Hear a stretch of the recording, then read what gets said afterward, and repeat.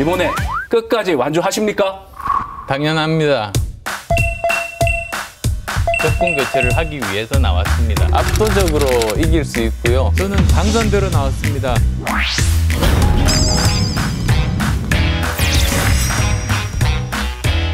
오늘 이 자리에서 야권 후보 단일화를 제안합니다.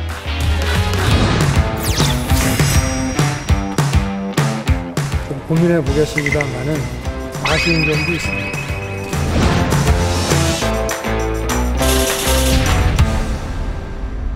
정권교체, 구체제 종식과 국민 통합의 길을 가기 위해 야권 후보 단일화를 제안합니다. 차기 정부의 국정 비전과 혁신 과제를 국민 앞에 공동으로 발표하고 이행할 것을 약속한 후 여론조사, 국민 경선을 통해 단일 후보를 정하고 누가 후보가 되든 서로의 러닝메이트가 되면 압도적 승리를 이끌어낼 수 있습니다. 네, 내용을 요약을 하자면 두 가지의 조건을 제시를 하고 있는데 첫 번째는 단일화의 명분, 공동정부의 비전을 같이 마련해서 발표해야 된다라고 하는 게 있고 두 번째는 단일화의 방식은 여론조사, 국민경선으로 한다라고 하는 두 가지 조건을 제시를 하고 있고 그리고 이 두 가지 조건에 대해서 받지 않으면 윤석열 후보가 수용하지 않으면 가던 길을 그냥 가겠다, 독자 완주하겠다. 현재로서는 그 방침입니다. 네, 단일화 제안과 관련해가지고 여러 해석들이 지금 나오고 있더라고요. 안철수 후보가 진짜 단일화 생각이 있어서 제안한 거다라는 분석도 있고 단일화를 하지 않으려는 포석이다. 라는 분석도 있고 그 속내는 과연 무엇일까요? 네, 그 속내를 알고 있다면 제가 여기 있지 않겠죠. 그렇겠죠. 예, 다른 데 특별한 공간에 있을 수도 있겠습니다만. 그래도 분석은 할 수 있지 않습니까? 네.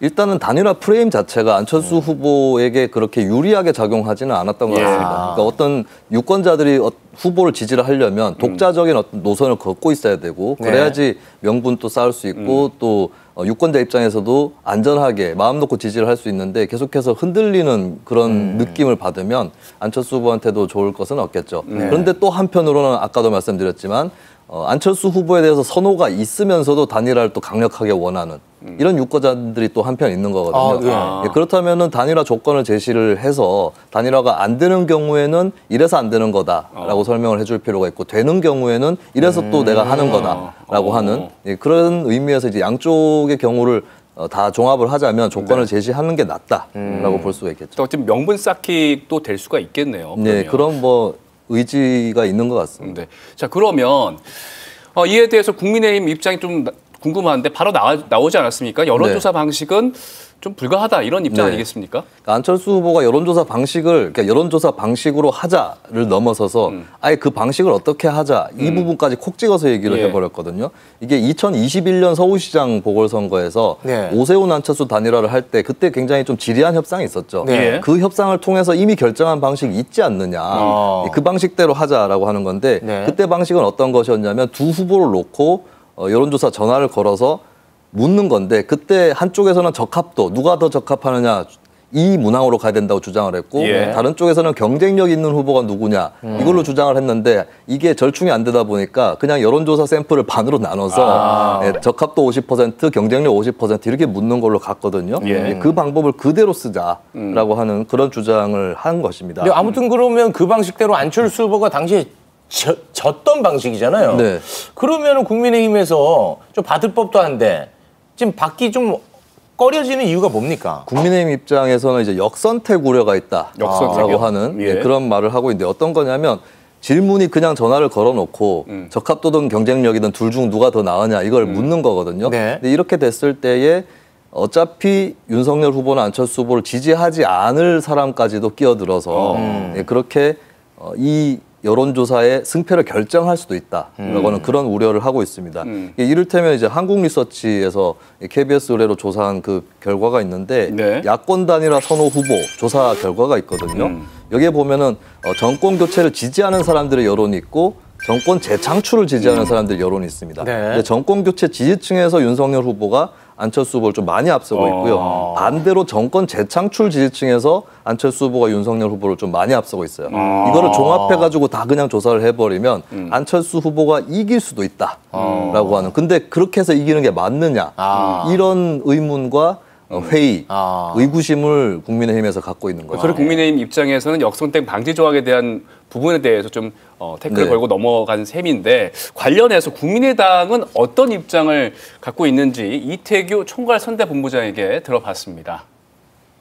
다른 방식도 아니고 국민의힘에서 이제까지 써오던 방식. 그러니까 그 방식에 의해서 안철수 후보는 오세훈 후보하고 서울시장 단일화 경선에서 졌습니다. 그러면 그것처럼 좋은 환경이 어디 있습니까?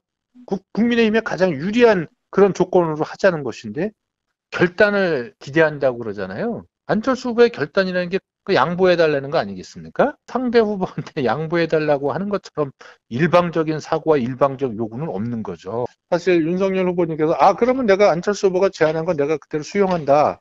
그러면 10분 안에 끝나죠. 뭐 10분까지 걸리겠습니까? 네. 이태규 국민의당 총괄선대위원장, 총괄선대 본부장 의견은 어디서 유래가 되는 거냐면 가상대결 조사에서 유래가 되는 거거든요. 네. 예를 들어서 이재명 후보하고 윤석열 후보가 싸울 경우 그리고 이재명 후보, 안철수 후보가 싸울 경우 이렇게 여론조사를 해보면 대체로 좀 이재명, 안철수인 경우가 이재명 대 윤석열인 경우보다 격차가 좀 더 벌어진다 이런 조사들이 나오는데 국민의당 입장에서는 안철수 후보가 가상대결 경쟁력이 더 높기 때문에 오히려 역선택을 민주당 지지자들이나 이쪽이 윤석열 후보 쪽으로 역선택을 할 수도 있다. 역선택은 본인들이 걱정하고 있다. 또 이런 얘기를 하고 있는 겁니다. 네. 그러면은 다소 객관적으로 다소 객관적으로 네. 여론조사 방식으로 단일화를 하면 실제로 누가 더 불리한 겁니까? 역선택이 각 당에서 주장하는 대로 이쪽의 역선택과 저쪽의 역선택이 합쳐져 버리면 어느 쪽이 더 유리하고 불리하다 이거를 얘기하기는 좀 어려울 것 같아요. 근데 이제 그런 걸 떠나서 유불리를 떠나서 명분론상으로는 그러면 이재명 후보 지지자까지 끼어들어서 조사하는 게 맞느냐 이 얘기에도 어느 정도 명분이 있다고 볼 수 있겠죠. 국민의힘 국민의힘에서 쪽이에요. 얘기하는 게. 근데 국민의힘이 여기서 조금 모순에 처하는 거는 국민의힘 경선에서 선택했던 방식은 그런 역선택 방지가 없었다라고 하는 거죠. 그 부분에서는 좀 모순이긴 한데 이 부분에서도 이제 국민의힘은 뭐 대선이기 때문에 또 얘기가 좀 다르다. 그리고 이미 고유 지지율에서 윤석열 후보가 많이 앞서 나가는데 여기서 똑같이 서울시장 보궐선거 때에 여론조사를 적용할 수 있느냐 뭐 이런 얘기를 또 하고 있습니다. 어쨌든 뭐 안철수 후보가 지피운 이 단일화, 뭐 협상, 당대당 협상을 하든 뭐 후보 간에 담판을 하든 뭔가 이제 결정을 내려야 될 것 같은데 이제 단일화 마지노선이 있지 않겠습니까? 그래 효과가 있을 테니까요. 마지노선이 언제입니까? 지금 마지노선으로 얘기가 되고 있는 날짜가 언제냐. 일단은 후보가 등록을 하는 시점. 어제하고 오늘 13, 14일인데 지나가고 있죠. 근데 두 번째로 거론되는 것이 투표용지가 인쇄되는 28일입니다. 투표용지가 일단 인쇄가 돼 버리면은 그것을 바꿀 수가 없기 때문에 여기에 대해서 이제 예전부터 선거 때마다 투표용지 인쇄 전에 단일화해야 된다. 그래야 단일화가 가장 크다. 그렇습니다. 공식이 적용이 됐었죠. 그리고 과거에 투표용지 인쇄되고 난 다음에 단일화를 했더니 사퇴한 후보가 사퇴한 줄 모르고 찍거나 이런 사례들이 실제로 있었어요. 근데 최근에 좀 변수라고 했을 때는 사퇴를 하면 또 사퇴했다라는 표기가 들어갑니다.